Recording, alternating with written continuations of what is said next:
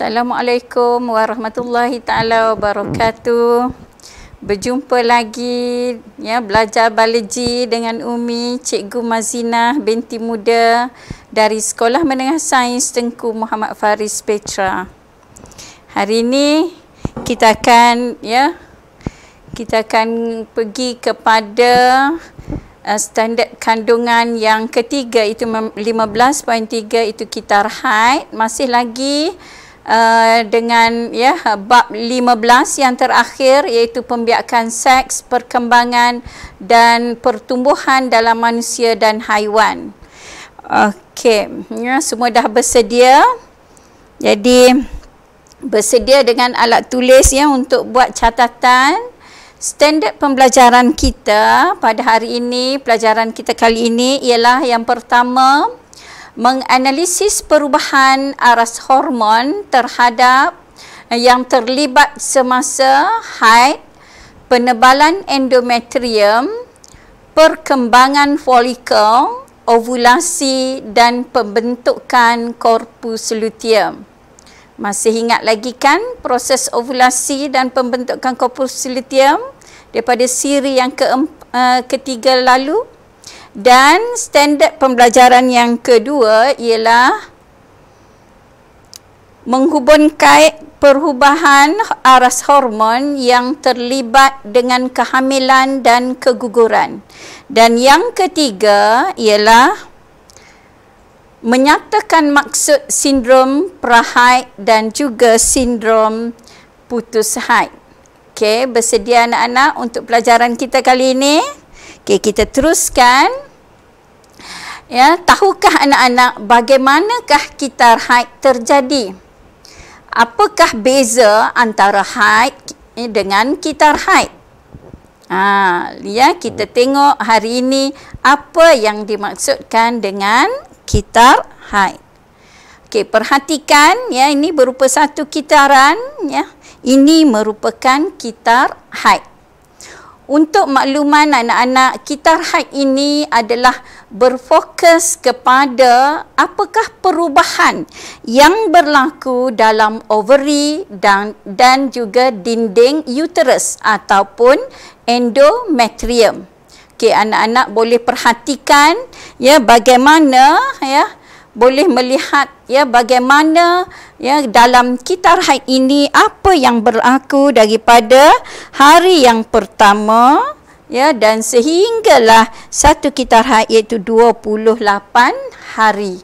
Apakah perubahan yang berlaku dalam ovary dan juga uterus? Gunakan pengetahuan yang lalu untuk awak memahamkan apa yang dimaksudkan dengan kitar haid, iaitu melibatkan pembentukan oksid sekunder dan juga perubahan ketebalan endometrium dalam satu kitaran. Cuba awak perhatikan bagaimana dinding pada rajah ini awak boleh tengok dinding endometrium makin menebal, dan pada tempoh di sini kita endometrium begitu tebal, dan di sini ada haid di situ berlakunya haid.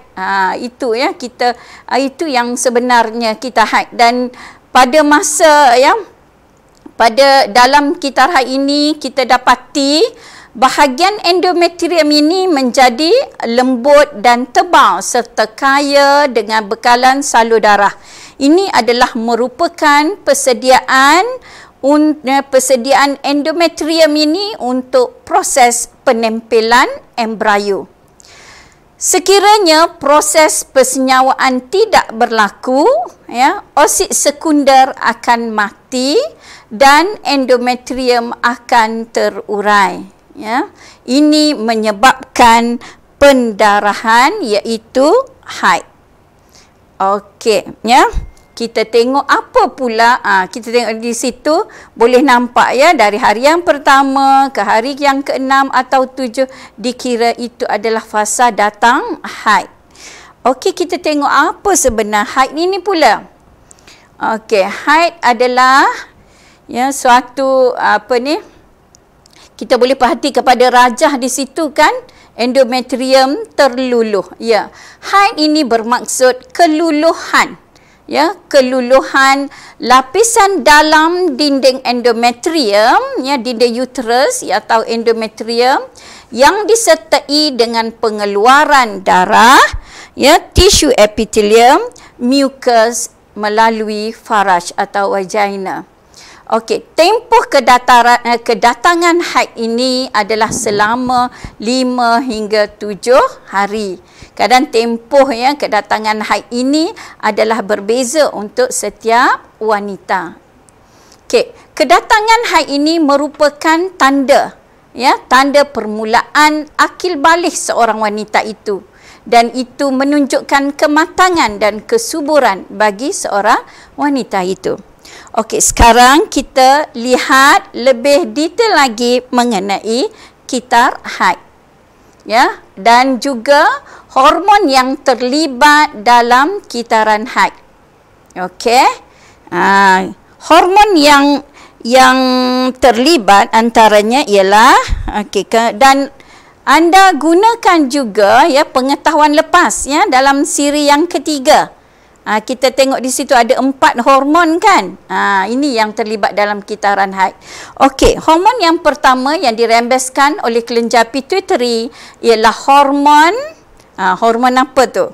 Okey, bagus ya, iaitu hormon FSH dan juga hormon LH. Ya, hormon perangsang folikel. Follicle stimulating hormone. Daripada namanya kita boleh tahu fungsinya. Okey, cuba kita lihat apakah fungsinya.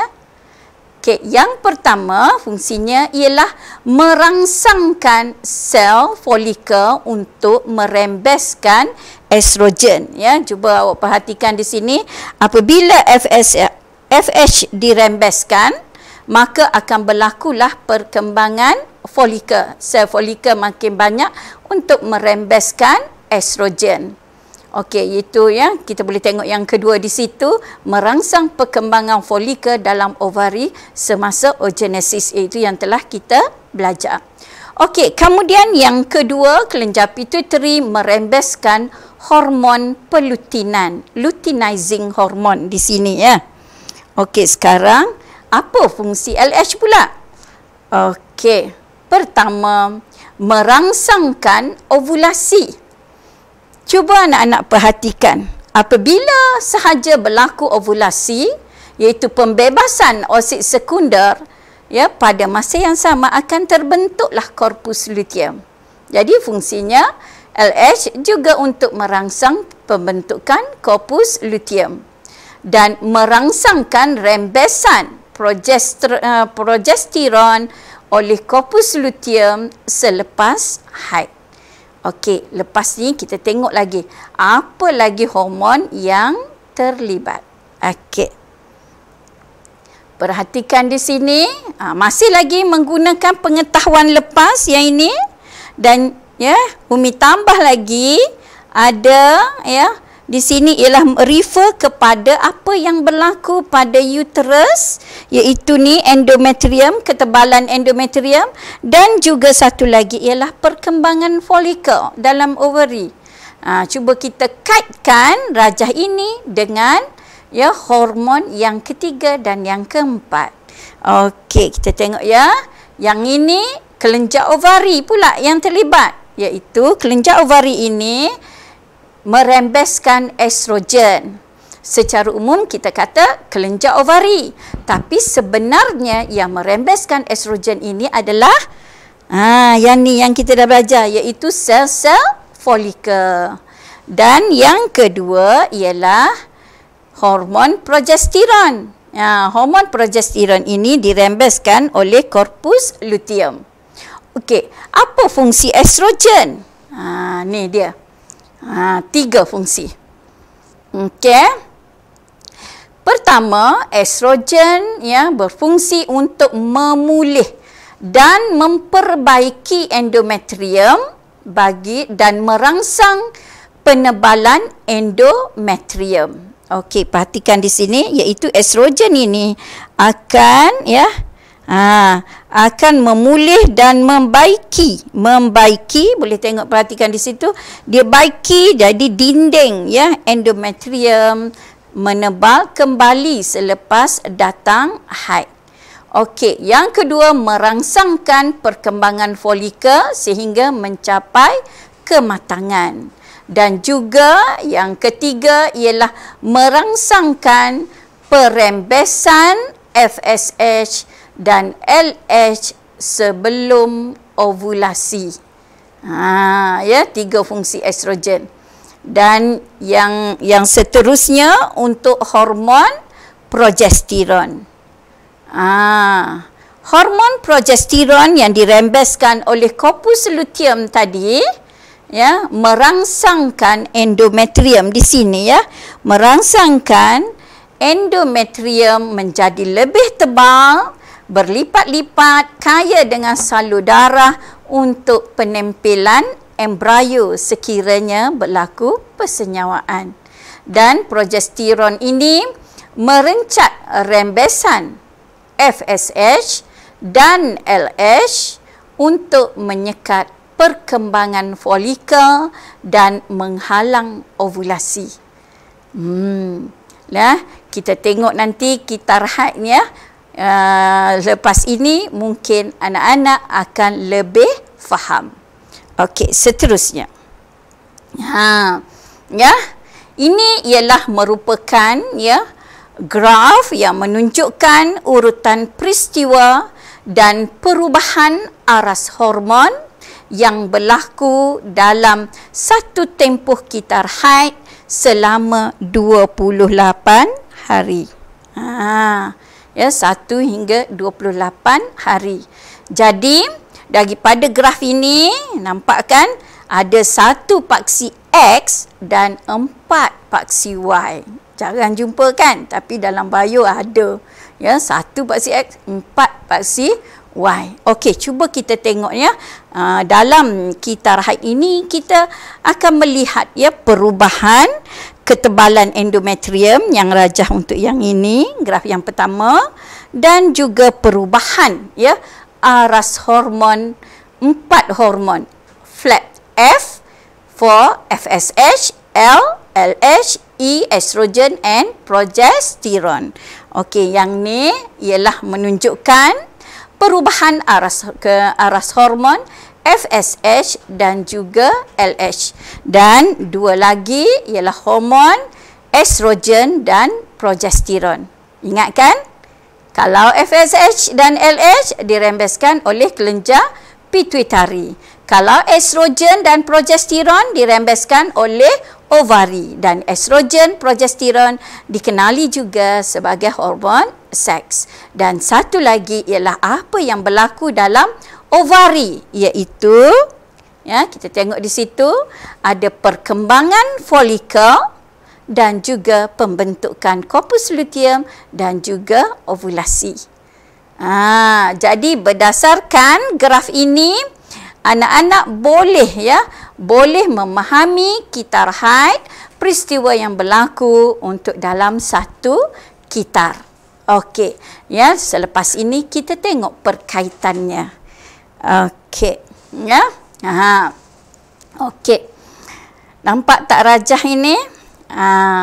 Jadi kita mulakan, cuba anak-anak perhatikan di bahagian graf yang di bawah ini, iaitu yang pertama dikira yang pertama dalam tempoh 1 dengan hari pertama dengan hari kelima berlaku datang haid, datang haid.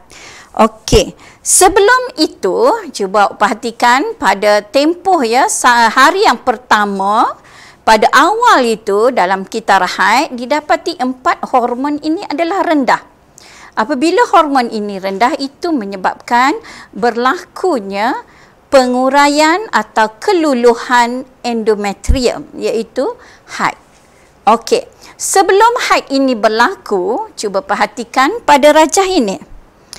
Hypothalamus akan merembeskan satu hormon yang disingkatkan sebagai GnRH, iaitu hormon perembes gonadotrofin. Hormon perembes gonadotrofin.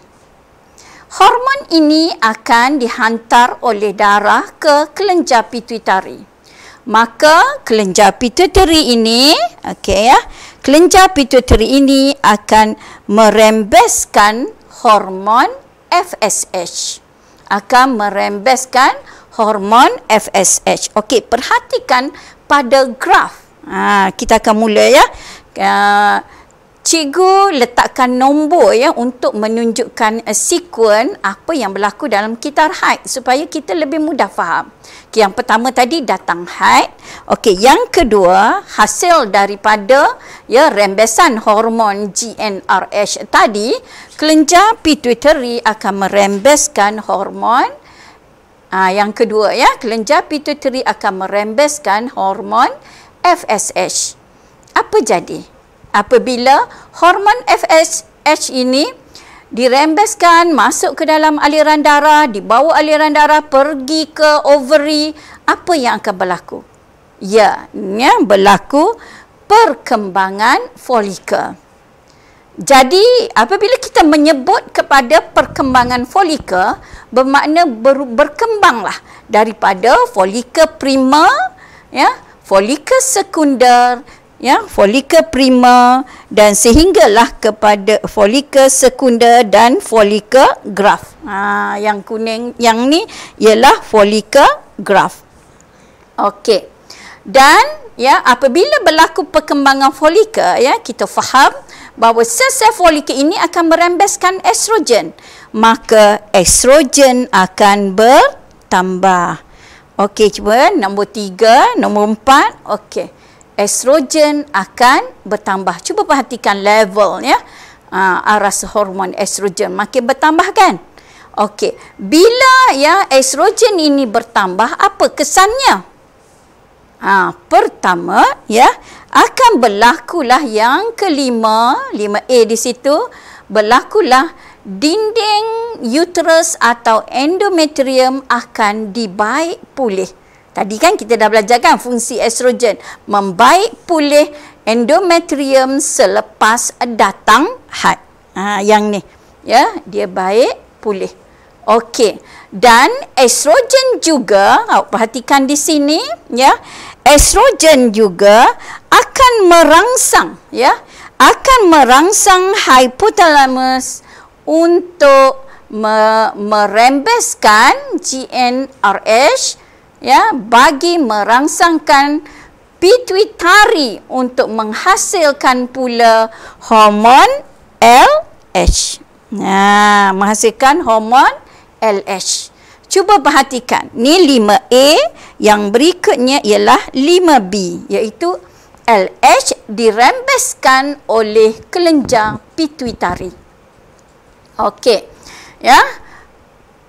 Maka cuba perhatikan LH ya, puncak ataupun ya aras LH yang paling tinggi ialah sebelum hari ke-14. Mungkin hari ke-12 atau hari ke-13. Kenapa ya? Okey, kita tengok. Apa fungsi LH? Tadi kita dah belajar kan? Iaitu LH ini akan merangsangkan proses pengovulan. Okey, sekuen yang berikutnya, jujukan yang berikutnya 5B yang ke-6. Okey, berlakulah proses ovulasi, iaitu pembebasan oosit sekunder. Dan pada masa yang sama, bekas tadi akan membentuk korpus luteum. Ya, kalau kita perhatikan dalam ovary tu dia berwarna kuning. Korpus luteum ni maksudnya jasad kuning, seperti bunga tu kan?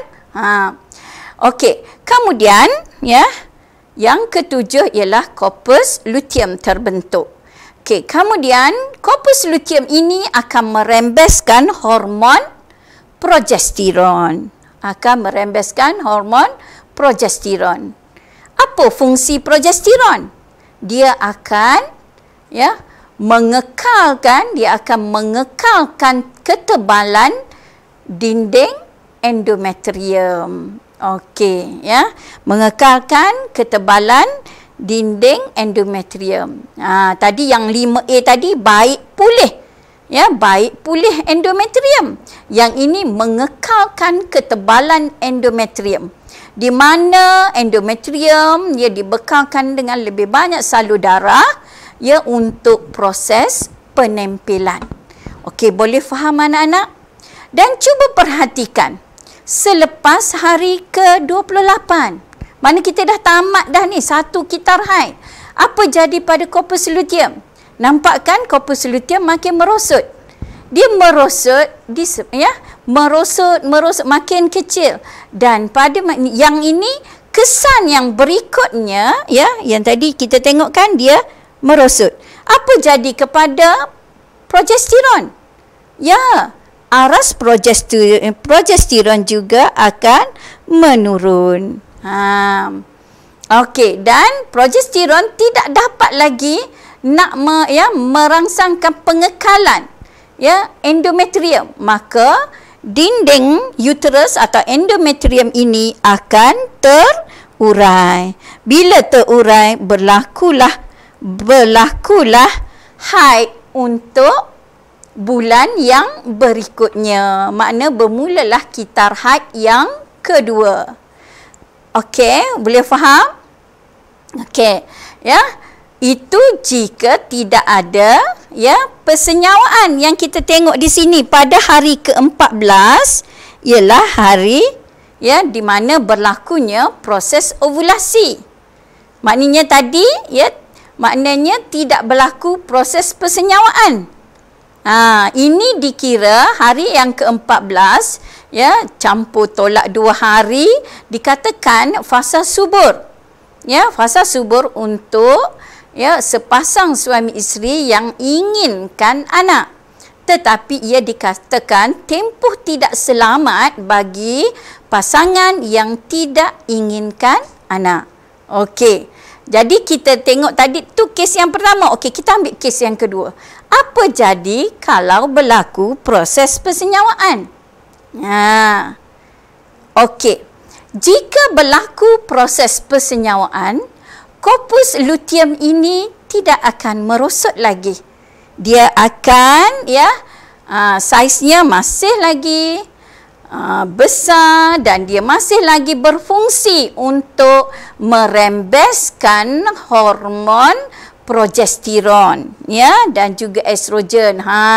Masih lagi banyak dalam darah untuk tempoh 3 hingga 4 bulan kehamilan wanita itu.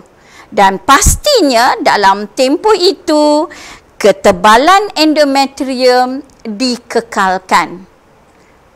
Maknanya selepas daripada 3 atau 4 bulan, tugasan untuk merembeskan progesteron akan diambil alih oleh plasenta. Sabar nanti untuk siri yang berikutnya kita akan belajar mengenai plasenta. Okey, boleh faham? Okey, kita teruskan.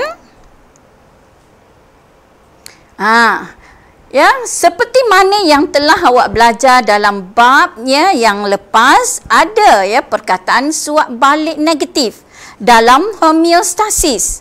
Dalam kitar haid juga ada suap balik negatif.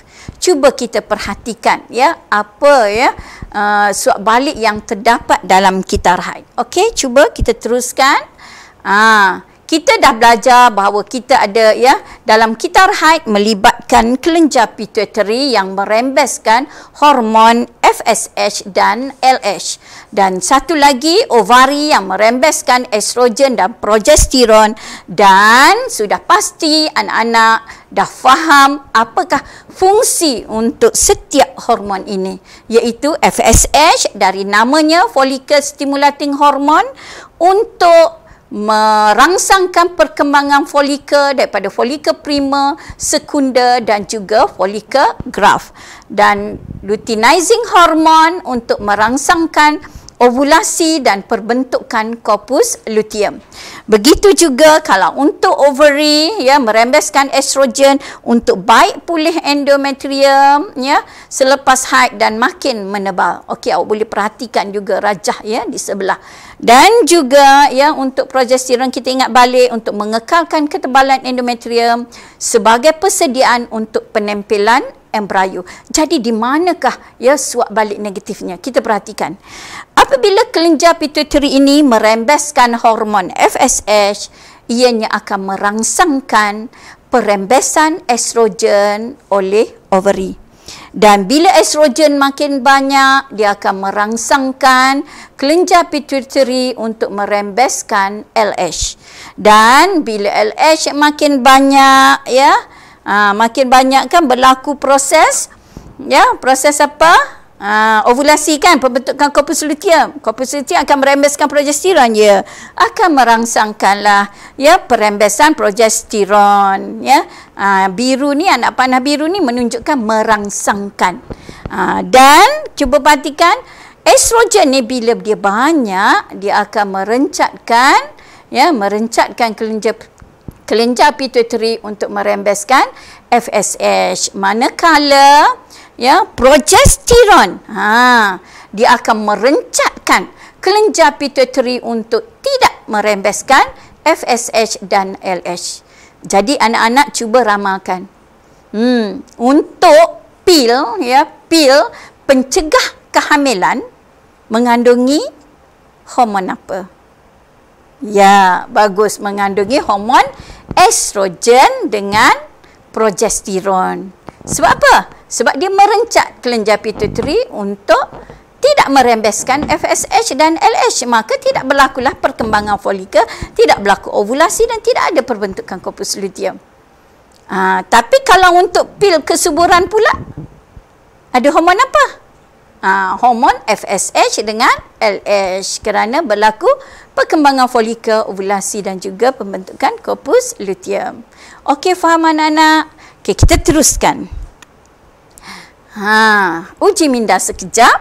Apakah hormon yang menghentikan kitar haid semasa hamil? Hormon mana?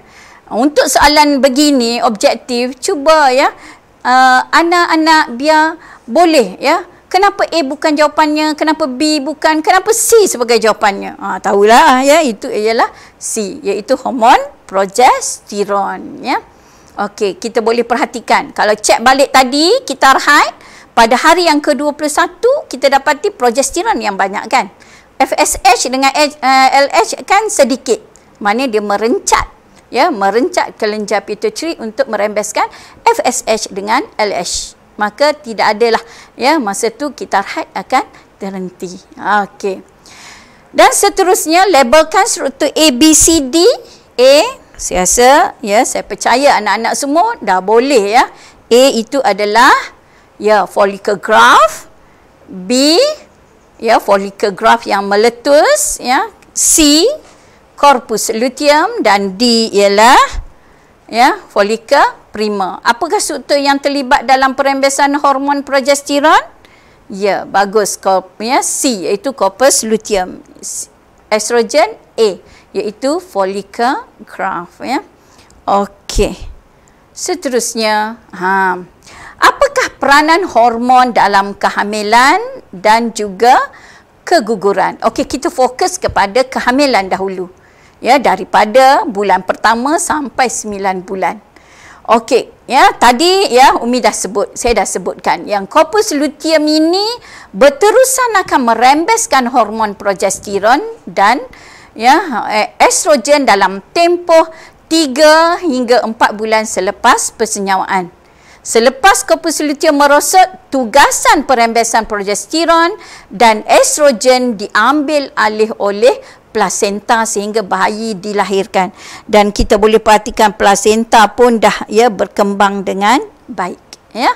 Okey, dan progesteron ini akan merencap perembesan FSH. Oleh itu kitar haid, termasuklah haid, datang haid, ovulasi tidak akan berlaku sepanjang tempoh kehamilan. Maknanya 9 bulan tu wanita tidak akan mengalami datang haid, ya. Okey. Seterusnya, peranan hormon dalam kehamilan dan juga keguguran. Ya, miscarriage ya.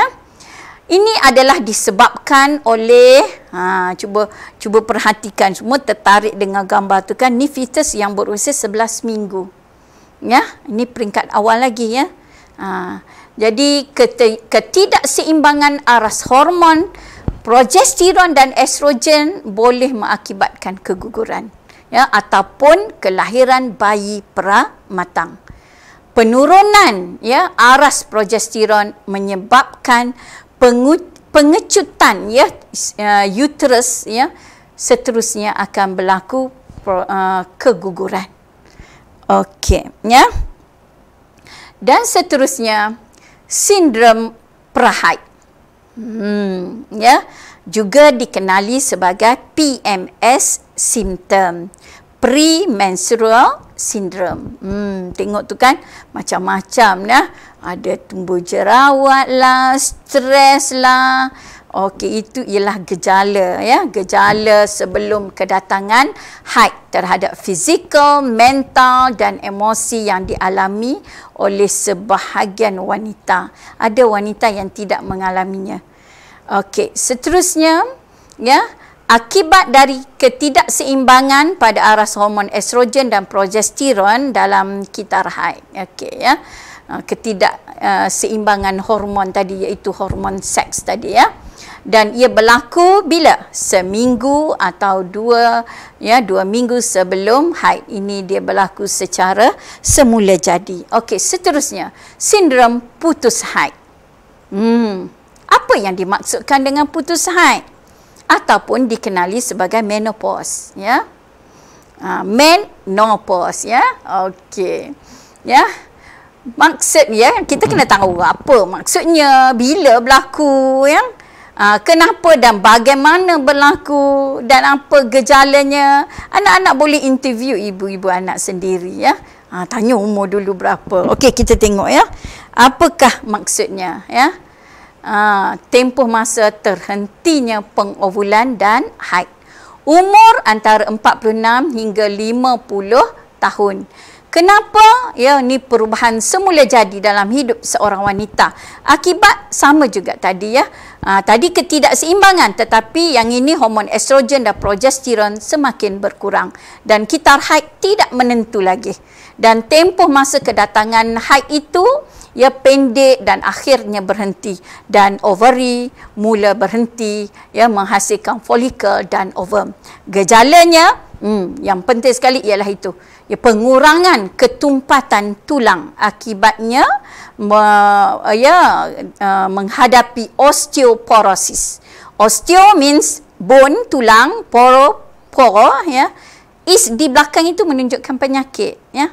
Jadi penyakit yang berkaitan dengan tulang, dan tulang itu ada liang akibat daripada ya kalsium yang daripada tulang itu melarut ya, akibat daripada kekurangan estrogen. Jadi tulang itu menjadi kurang padat ya dan rapuh, brittle ya. Dan risiko bagi wanita yang mengalami yang putus haid ini, dia berisiko untuk mengidap penyakit jantung dan juga aterosklerosis.